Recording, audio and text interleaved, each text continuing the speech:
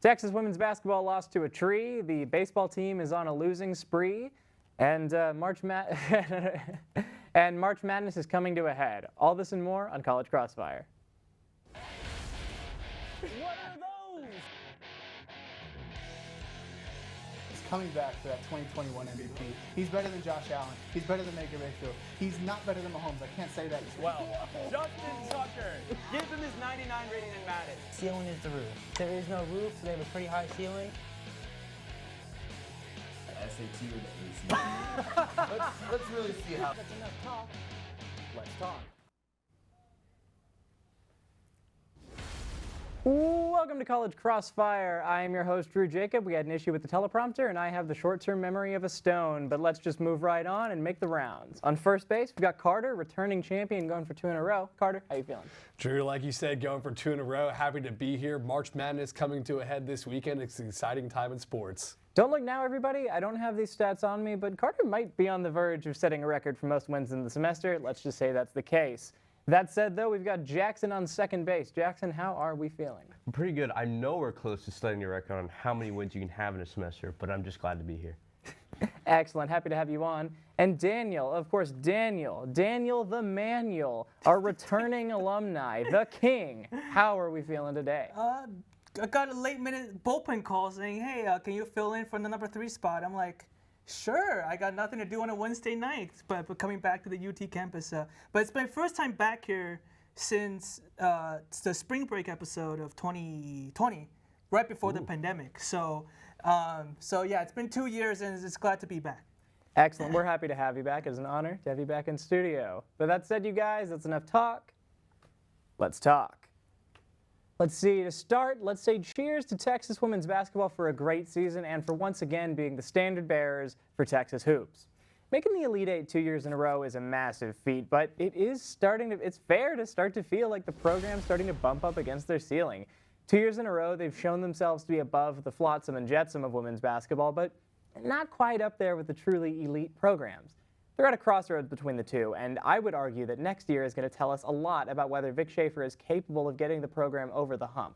So, panel, what are your expectations for the 2022 through 2023 Texas women's basketball season? On this one, start with Carter. Drew, Vic Schaefer is the best head coach we have at the University of Texas. Ooh. So 2 straight Elite Eight appearances in his first 2 seasons. That's the first time it's been done in 32 years. He's got a 50-17 record in his first 2 seasons, and he made it to the Elite Eight with not one single person on the All Big 12 first team.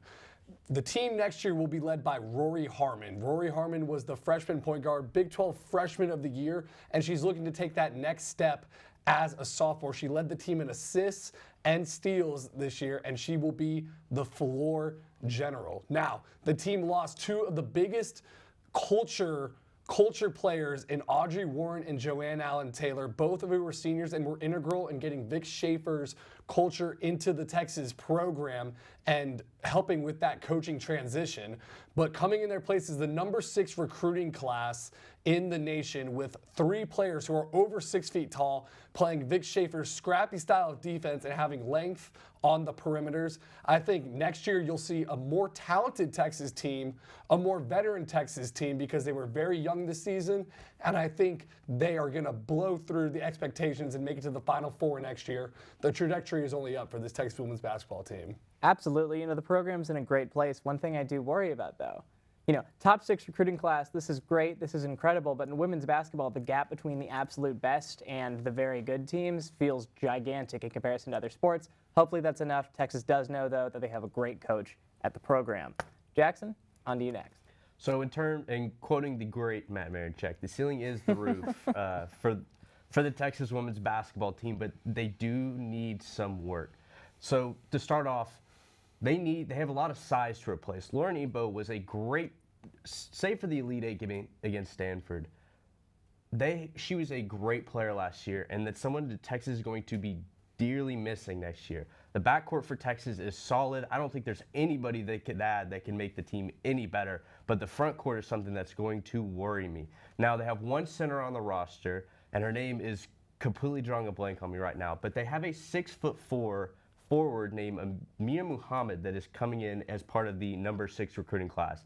I feel like there might be a little bit of position change coming, but if they don't replace someone down low that can get those rebounds, I think Texas is going to have a lot more, is going to have to compensate for a lot more if they just can't get those second chance points.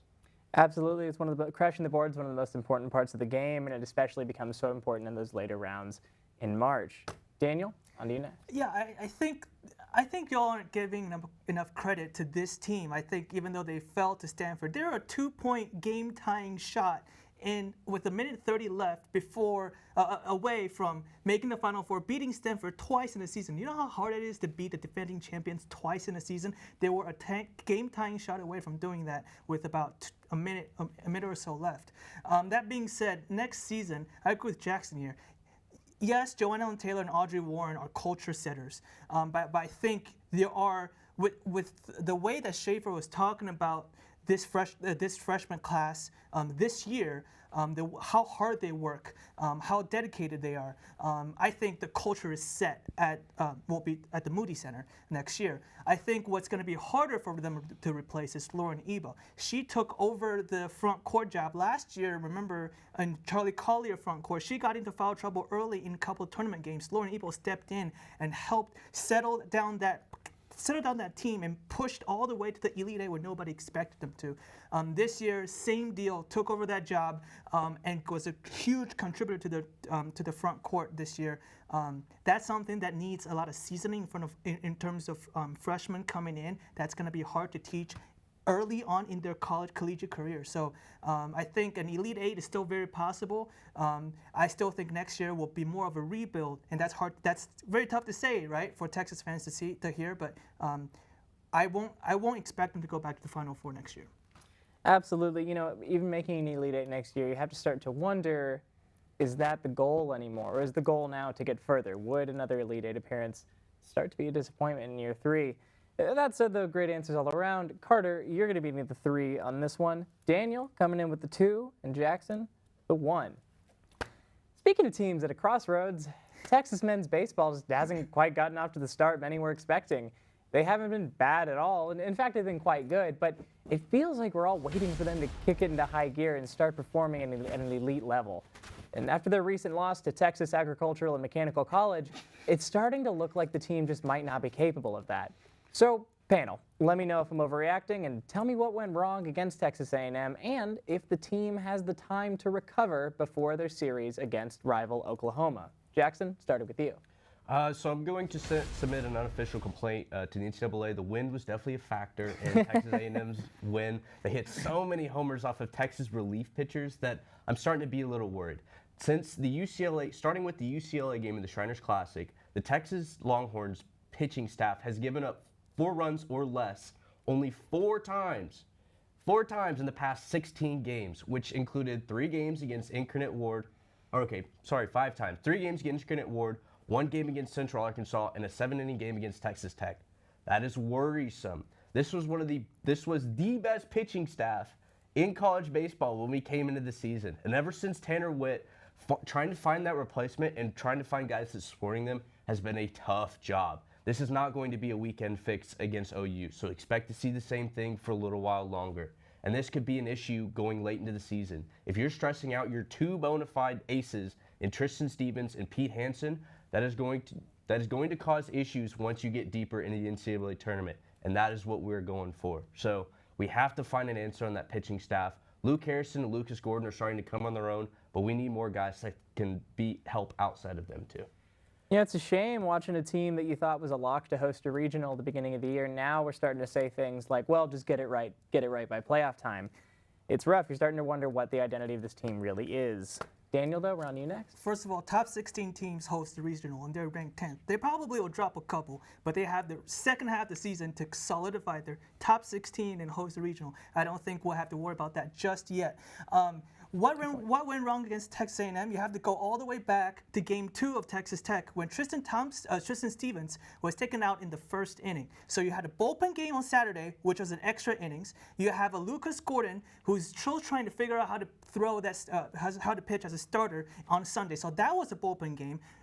let alone that was a 7-inning game, however. So the bullpen did get a little bit of a break. So extra innings games on Friday, a full 10-inning bullpen game on Saturday, 6-inning game on Sunday, and you're trying to find that midweek starter, which for many teams it will be a struggle throughout the year because by the NCAA tournament you don't need 4 starters, so you're looking at the top 3. And so what happened against Texas A&M is just a lack of pitching depth because the weekend at Lubbock was so tough on this pitching staff. So I don't think it's time to worry for the Texas Longhorns. They have a whole half season at the very least to figure this out. It all comes down to whether they go to Omaha, and that only depends on how good they do in the tournament. This is true, and Augie Grillo used to say this. You measure success at Texas by what you do in Omaha. So as long as they get it fixed by then, I don't think anyone's going to complain too much. Carter, on you next. I don't think a little bit of doubt is an overreaction at all. Texas is 8-8 in their last 16 games. Now, what went wrong against Texas A&M is that they pitched 2 relatively unproven pitchers in Justin Eckert and Jared Southard, who each gave up 4 runs. And when you give up a grand slam in the 4th inning, that is a backbreaker. It's really hard to come back from that. I think the overarching worrying trend here is that Texas just doesn't really get up for these midweek games. They won against Texas A&M Corpus Christi 5-4.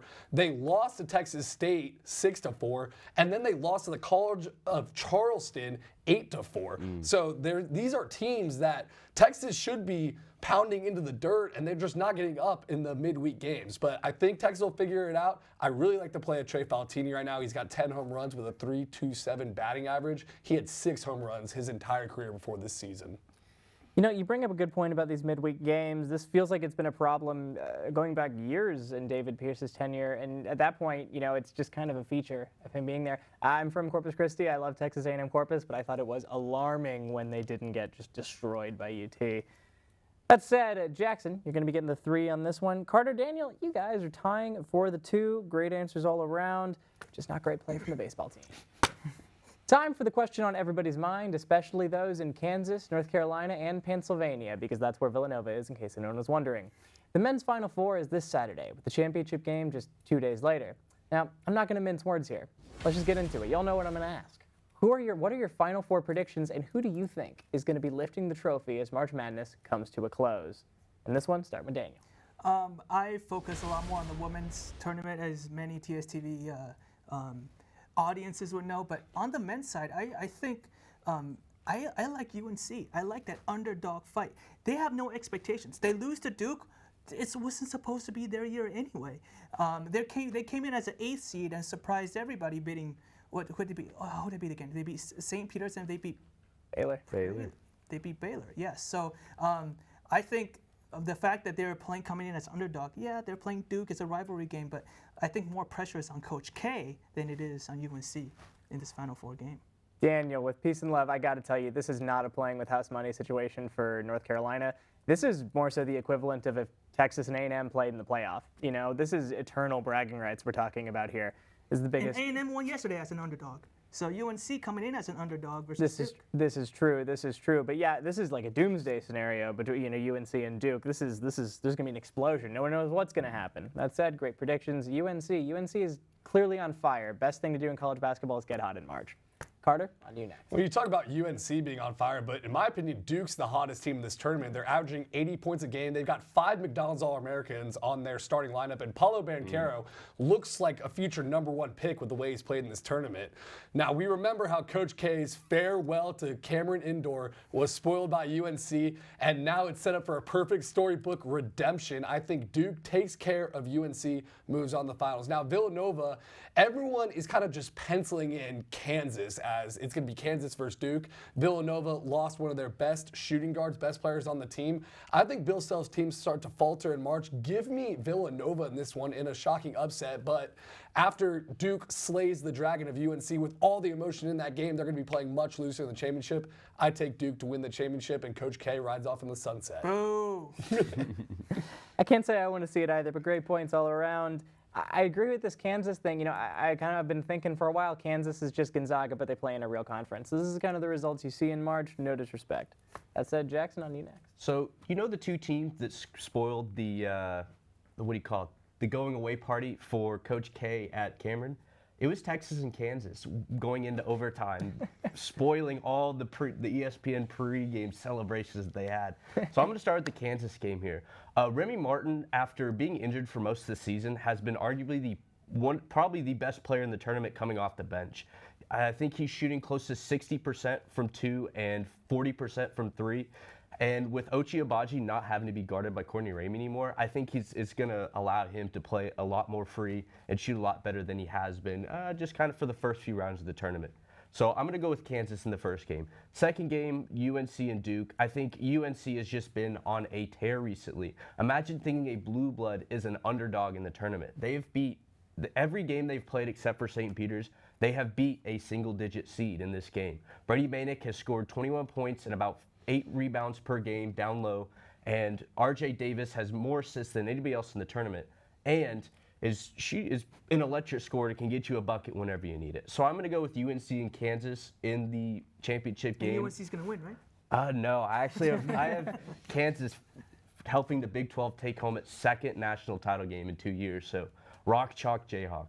Is this what we're reduced to? Cheering for the Big 12 winning a championship? You never think you'd be rooting for, we always make fun of A&M for the SEC chance, but, Big one. I don't know what I'm rooting for in the Final Four. The biggest underdogs of blue blood, like you said. It is not exactly a Cinderella bracket. That said, Jackson, I cannot disagree with your reasoning, so you're going to be getting the 3 on this one. Carter, the 2, and Daniel, the 1. We've got to cut to commercial, but when we come back, we're going to be talking Albert Pujols and the Rooney Rule. You won't want to miss it.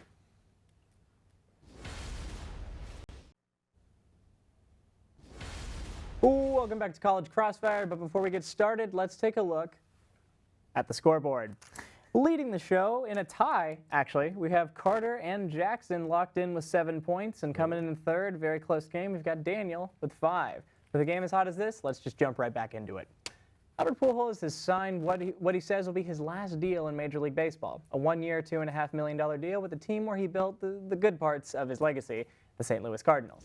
He's not the guy he used to be, but the signing is going to make some impact on the league nonetheless. Will it make the most impact? This, of course, leads us right into our next question. What free agent signing will prove to be the most significant as the MLB season gets going? This one, start with Carter.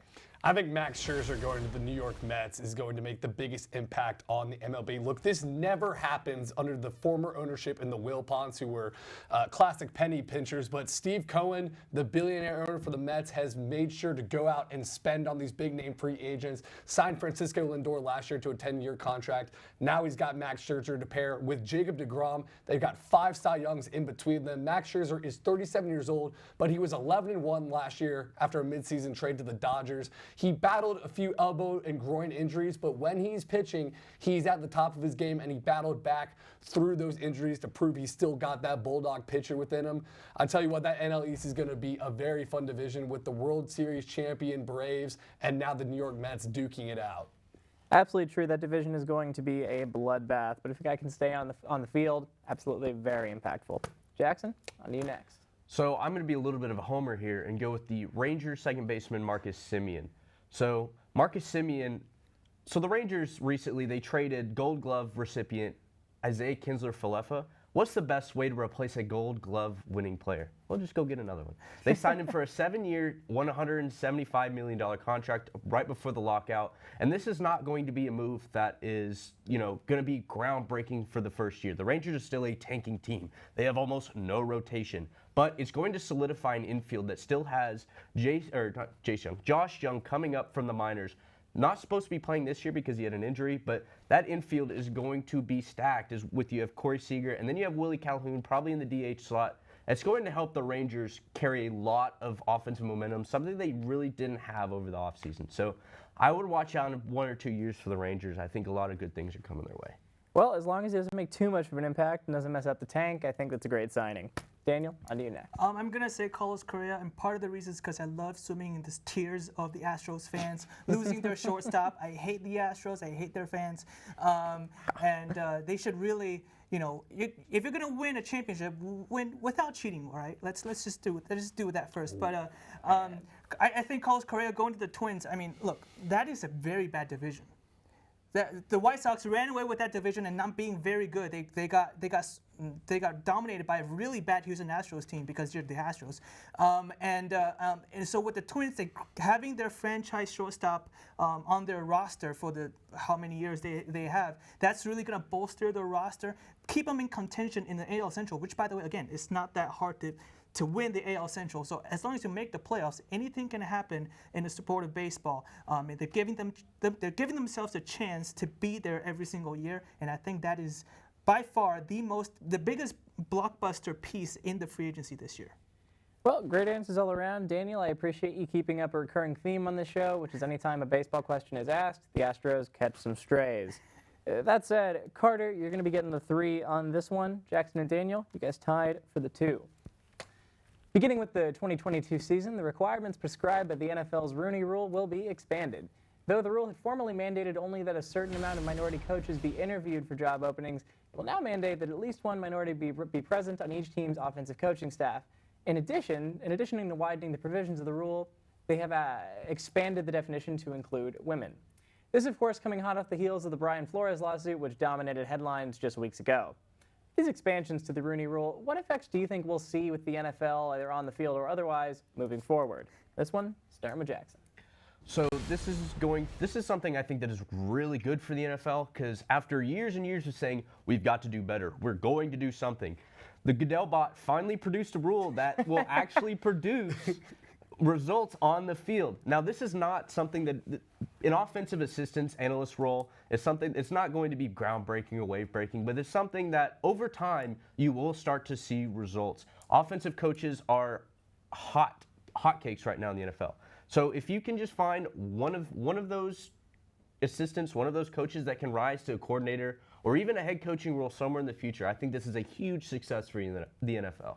This is true. You know, before this expansion to the rule, it just felt like a strange case of fence sitting. I mean, it was the most ineffective rule of all time. So regardless, it's kind of a controversial issue, obviously, but if your goal is to get results, this is certainly more likely to get those for you. Daniel, we're on you next. I think it definitely moves the league towards the right direction. And as far as taking that extra step, I think it puts the league at a better place. However, this smells like a PR stunt right after the Brian Flores scandal that put the NFL in a really bad situation.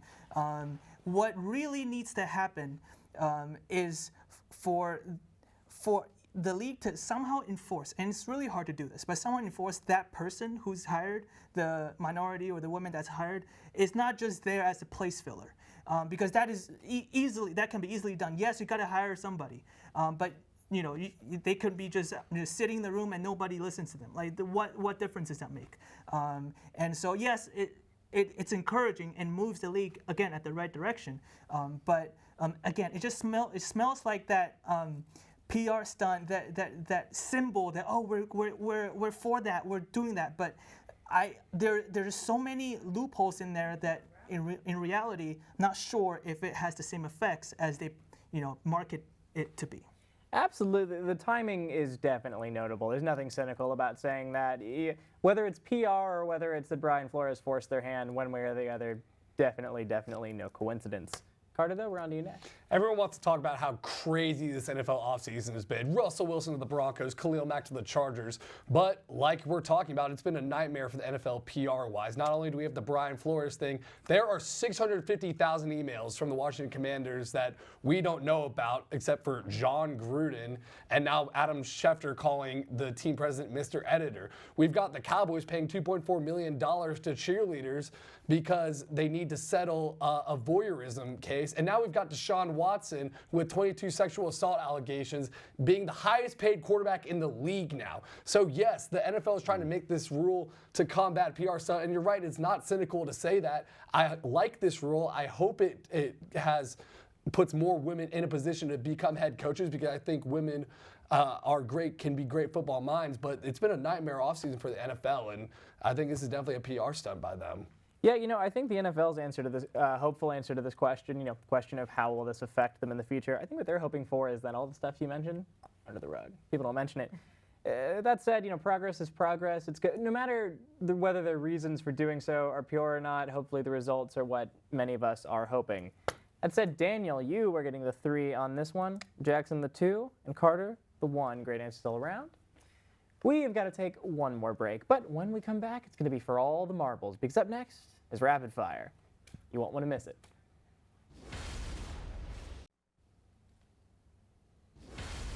Well, welcome back to College Crossfire, and I hope our panel's ready to think on their toes in this extremely tight game where the score is Carter 11, Jackson 11, and Daniel 10. That said, y'all, it's time for Rapid Fire, and more than ever, this means it's anyone's game. Excellent work. WrestleMania 38 is emanating live from Dallas, Texas this weekend, and professional boxer Logan Paul is getting in on the action, teaming up with 2-time World Heavyweight Champion The Miz to take on the team of Rey Mysterio and his son Dominic. Assuming the team of Paul and Miz is able to win in their upcoming debut, they're likely to have other challengers gunning for them. So, panel, I want to know, what team do you think should take on this team of A-listers next? Anyone can jump in. I'd like to go with an acting pair, and they've started a lot of comedy movies together, but I think Dwayne "The Rock" Johnson and Kevin Hart taking on these guys in WrestleMania would be very funny, because I think they could do a lot of cool stunts. You know, Kevin Hart obviously 5'4", Dwayne "The Rock" Johnson 6'5", about 300 pounds of pure muscle. I think that'd be an interesting combination to watch, and I think Kevin Hart's a really funny guy, so they provide a lot of great entertainment. I'm saying Hollywood here. I thought you were going to mention these names when you said entertainment, but I'm going with Chris Rock and Will Smith. You talk about drama. You talk about two people that you don't know what's going to happen in a ring, in a wrestling ring. You talk about maybe turning into a fatal four-way.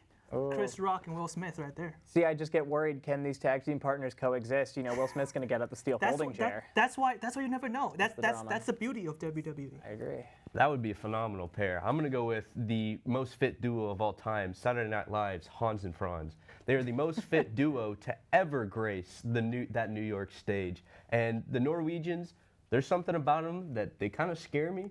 So I would feel like they would dominate WrestleMania. I think they would too. I think these are all great answers. That said, Marcus, our producer, did say that if anyone said Kevin Hart or Chris Rock and Will Smith, that was an auto win. So Daniel, you're getting the points on that one. Great minds think alike. What can I say?